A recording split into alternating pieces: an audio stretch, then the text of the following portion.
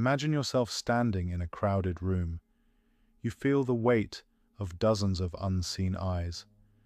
A comment about your appearance echoes in your mind, and suddenly your heartbeat is loud and hot in your ears. You replay yesterday's conversation on loop, wondering whether you sounded foolish. The way your friend looked at you, was that a smirk? Even as you scroll through social media, you flinch at every like and worry about every silence. It is as if an invisible jury sits before you, gavel in hand, judging each movement. We've all been there, feeling exposed, vulnerable, desperate to fit in, and terrified of being rejected. Take a step back and ask yourself why the fear of other people's opinions is so strong, and why their passing thoughts can feel more significant than your own deep desires. This fear seems so personal, yet it is shared by millions. Understanding its origins can gently loosen its grip.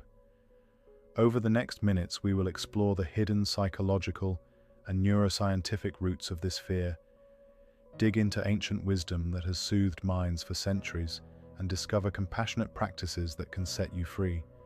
You are not alone. Your mind is wired to care what others think, and learning why is the first step toward liberating yourself. Have you ever considered that your fear of judgment isn't proof of weakness, but evidence of a deeply human need to belong? That need once kept our ancestors alive, and understanding it can transform self-criticism into self-compassion.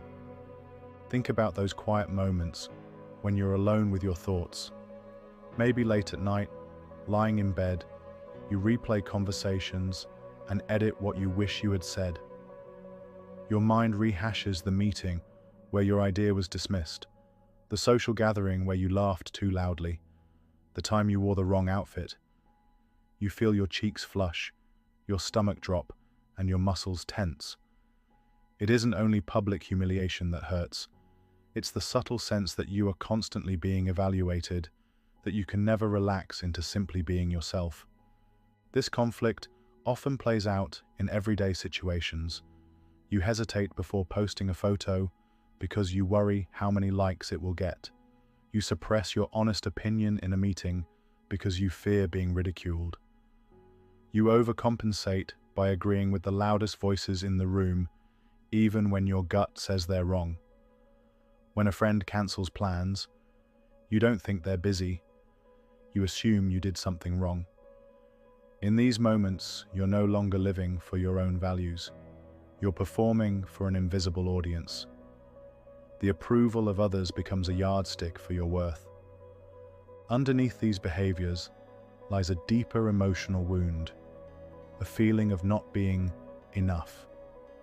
Perhaps you learned early on that love and acceptance were conditional, that you had to act a certain way to be valued. Maybe you were praised for pleasing others rather than for being yourself. As a result, your sense of self became tethered to how well you anticipate and fulfill other people's expectations. When approval feels like oxygen, disapproval feels like suffocation. Psychotherapists describe how this dynamic creates a split between our interior and exterior landscapes. Our interior landscape is our authentic experience, our feelings, values, and aspirations. Our exterior landscape is the image we project to the world, shaped by our perception of what others want from us. Over time, if we keep seeking approval, we can lose sight of our essential nature and become identified with a false self, a social mask that thrives on praise. When this mask is threatened, we feel shame or panic. We think the solution is to perfect the mask, when in reality, the mask itself is the problem. As you listen, notice how often you sacrifice your authentic voice for fear of rejection. This pattern is not just a personal failing, it is a survival strategy that once served an important purpose. Understanding its origins is key to healing. Why do we care so much about what others think? The answer lies deep in our evolutionary past. Imagine our ancestors living on the African savanna. Being part of a group was necessary for survival. Hunting, sharing resources, and protecting one another from predators.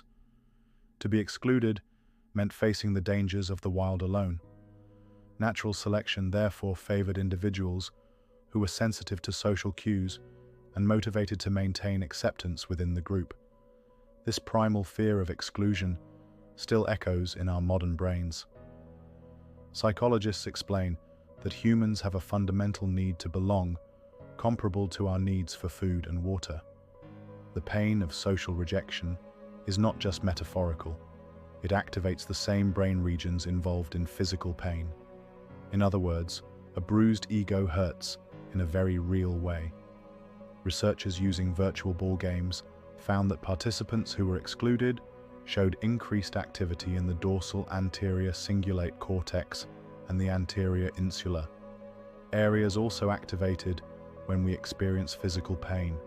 Some neuroscientists propose that the social attachment system may have borrowed the brain's pain circuits to motivate us to stay connected. Social pain evolved as a survival mechanism. If the sting of exclusion hurts enough, we'll seek acceptance and increase our chances of surviving. This evolutionary wiring has profound consequences. Even though modern life rarely presents literal threats, when someone unfriends us or criticizes us, our brains still interpret social rejection as if it were life-threatening. The amygdala, our brain's fear center, becomes hyperactive in people with social anxiety, leading to exaggerated fight-or-flight responses in everyday social interactions. Brain imaging studies show that people who fear evaluation not only activate the amygdala, but also the medial prefrontal cortex, which is involved in self-referential thinking. This means that when you worry about others' opinions, your brain is literally imagining yourself through their eyes. The more you fear being judged, the more self-focused and anxious you become. A feedback loop is created. Fear of evaluation triggers anxiety. Anxiety increases self-consciousness, and self-consciousness heightens fear. Culturally, this fear is reinforced by social norms and media that emphasize external validation. Platforms built on likes and followers exploit our social pain circuitry. Each notification is a micro hit of approval that temporarily soothes our fear, while every silence or negative comment reignites it. In a world where image often seems to matter more than reality, it is easy to forget that the fear of judgment is an ancient instinct, not an objective measure of your worth. Understanding this psychological cause allows us to be gentle with ourselves. Your fear of others' opinions is not evidence of weakness. It is evidence of a mind designed to keep you safe. When you recognize that, the shame begins to loosen.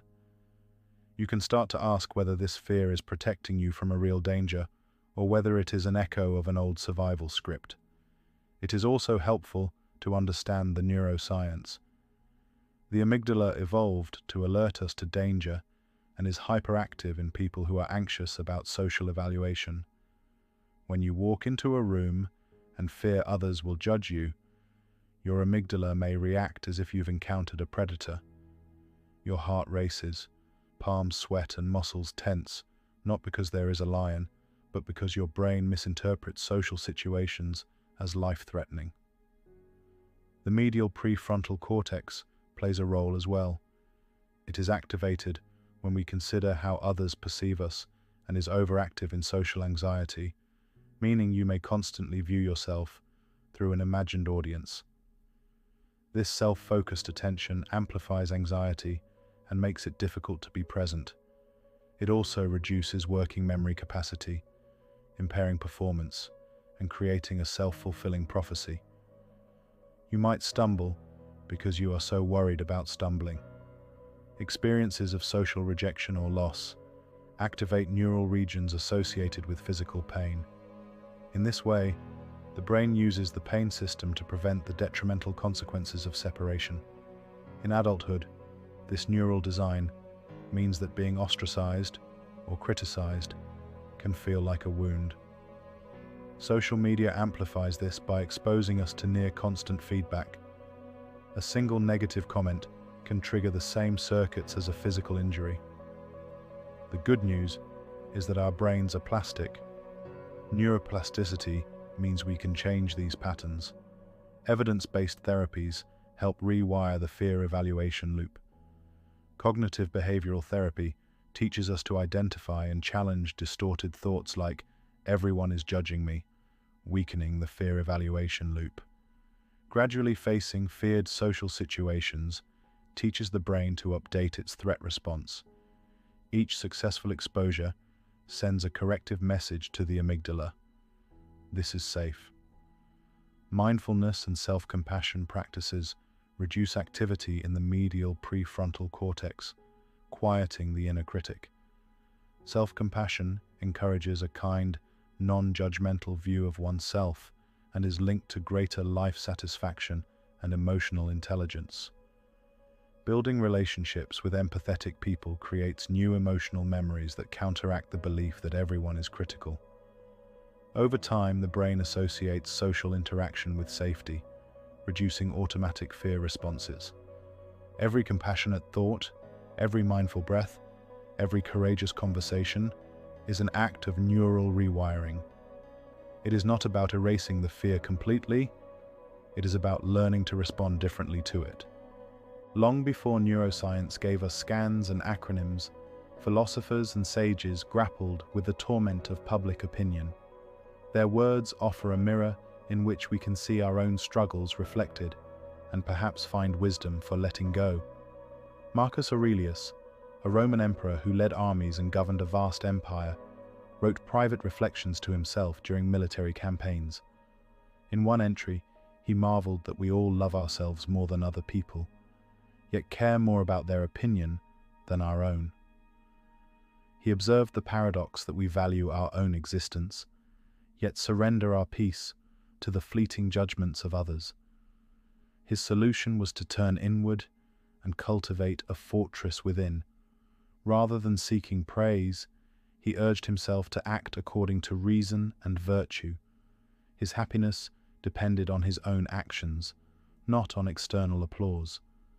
Epictetus, another Stoic philosopher and former slave, taught that human suffering arises not from events, but from our judgments about them.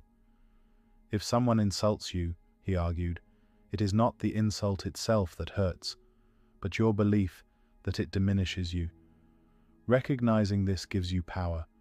You cannot control other people's words or actions, but you can control the meaning you assign to them.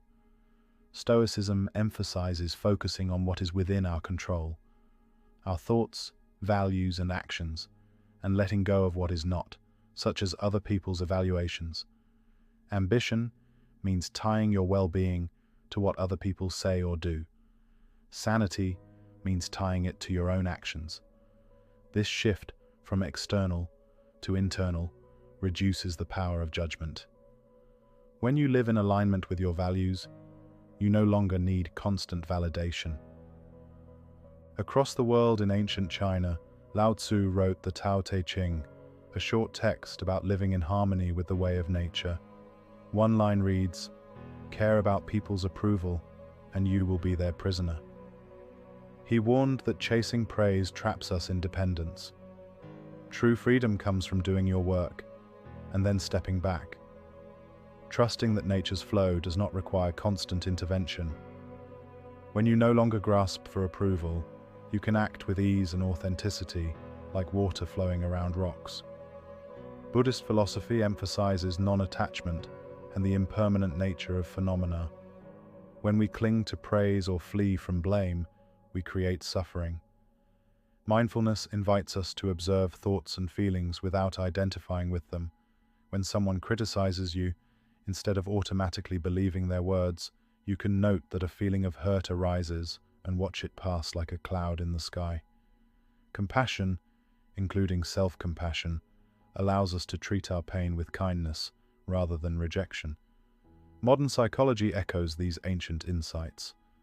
Self-compassion researcher Kristin Neff defines self-compassion as being kind to oneself in instances of pain or failure, recognizing our experiences as part of the common human condition, and holding painful feelings in mindful awareness. These components parallel Stoic and Buddhist practices. They teach us to embrace our imperfections, see ourselves as part of a shared human struggle, and observe our emotions without fusing with them. Studies show that greater self-compassion is associated with less anxiety, depression, and rumination. People with social anxiety disorder often have lower self-compassion and higher fear of evaluation. Cultivating self-compassion can therefore be a powerful antidote. Maybe the story you've believed, that you must earn your worth through others' approval, isn't true. Perhaps the truth is that you are inherently worthy, and the fear of judgment is an overprotective alarm system, not a verdict on your value. When you feel anxious about others' opinions, pause and remind yourself that your brain is trying to protect you. This fear stems from ancient survival instincts. Naming the feeling reduces its power and invites compassion. Instead of saying, "I'm pathetic for feeling this way," you might say, "A part of me is scared of being excluded, and that's human." It also helps to distinguish between constructive feedback and perceived judgment. Not all external opinions are harmful. Some provide valuable insight. The key is to differentiate between helpful feedback and the generalized fear of disapproval. Helpful feedback is specific, focused on your actions, and delivered with respect. Fear of judgment is vague, focused on your identity, and often projected from your own inner critic. When you feel criticized, ask yourself whether this is feedback you can use to grow or just an echo of your own insecurities. There is a difference between performing and expressing. When you seek approval, you perform. When you share authentically, you express. Ask yourself, before speaking or posting, whether you are expressing something true for you or performing to please others. Choose expression. Even if some people disagree, you will feel more aligned with yourself. Cultivating self-compassion reduces fear of evaluation and increases emotional resilience. When you notice self-criticism, respond as you would to a close friend. You might say, "It's okay to make mistakes. You're still worthy of love." Over time, this gentle inner voice replaces the harsh inner critic. Anchoring your worth in your values can also help. Identify what matters most to you: kindness, creativity, curiosity, integrity, and let these guide your actions. When you live according to your values, you have an internal compass that remains steady even when external opinions fluctuate. Remember the Stoic advice that sanity means tying your well-being to your own actions rather than to what others say. Another helpful reframe is to rehearse acceptance rather than resistance. Instead of fighting the possibility of being judged, practice accepting that some people will misunderstand you or dislike you. That is part of being human. When you stop trying to control others' perceptions, you free up energy to live your life. As Lao Tzu suggests, caring about approval makes you a prisoner. Letting go unlocks serenity. This reframe isn't about becoming indifferent to everyone. It's about recalibrating your inner compass. You can still care about people and seek connection without outsourcing your self-worth. Imagine the relief of walking into a room and knowing that your value does not rise or fall with each glance. Imagine speaking your truth and feeling solid even when others disagree. This freedom is possible when you shift the source of approval from outside to inside. To integrate these insights, try a gentle practice the next time you feel consumed by what others might think. When fear arises, stop and take 3 slow, deep breaths. Feel your feet on the ground. This interrupts the automatic fight or flight response triggered by the amygdala. Silently acknowledge that you're feeling worried about being judged. Naming emotions engages the rational prefrontal cortex and reduces amygdala activity. Place a hand on your heart. This simple gesture can stimulate the body's soothing system and release oxytocin. Say to yourself, "It's okay to feel this." Many people feel exactly the same way. Ask yourself compassionate questions. You might wonder, What story is my mind telling me about this situation? Is this story based on facts or fears? What would I say to a friend who felt this way? What value do I want to embody right now? Once you've identified your values, choose one small action that aligns with them. If your value is honesty, share your opinion respectfully in the meeting. If your value is creativity, post the photo even if it's imperfect. If your value is connection, reach out to a friend even if you fear rejection. Each act reinforces your inner compass. After the situation, reflect on what happened. Did the feared judgment occur? How did acting from your values feel? Celebrate your courage. If you did receive criticism, practice reframing your interpretation. Notice your reaction and consciously choose a compassionate perspective. Over time, this practice retrains your brain. The amygdala learns that social situations are not deadly. The medial prefrontal cortex quiets. Self-compassion becomes your default. You may still feel pangs of fear, that is human, but they no longer control you. You learn to ride the wave instead of being swept away. Remember the opening scene, the invisible jury, and the racing heart. Now imagine that same room again. You stand there, but something has shifted. You feel your feet grounded, your breath steady. You notice the old fear rising, smile gently at it, and whisper, "I see you. Thank you for trying to protect me." You look around and remember that everyone else has their own invisible juries and their own ancient alarms. Compassion washes over you, for them and for yourself. You realize that you are not the sum of other people's opinions, and you are not the mask you wear to gain approval. You are the consciousness beneath the mask, vast, tender, resilient. Your worth was never up for debate. When you accept yourself as enough, external judgments lose their power. You understand deeply what Marcus Aurelius saw. You can love yourself and still be enslaved by others' opinions, or you can anchor yourself in your own actions and find freedom. You hear Lao Tzu's whisper, "If you care about approval, you are their prisoner." You see Epictetus's wisdom. It is not events that disturb you, but your beliefs about them. So right now, breathe gently and embrace the peace of knowing that you are free to set your own worth. Your brain may still sound alarms, but you know their origin.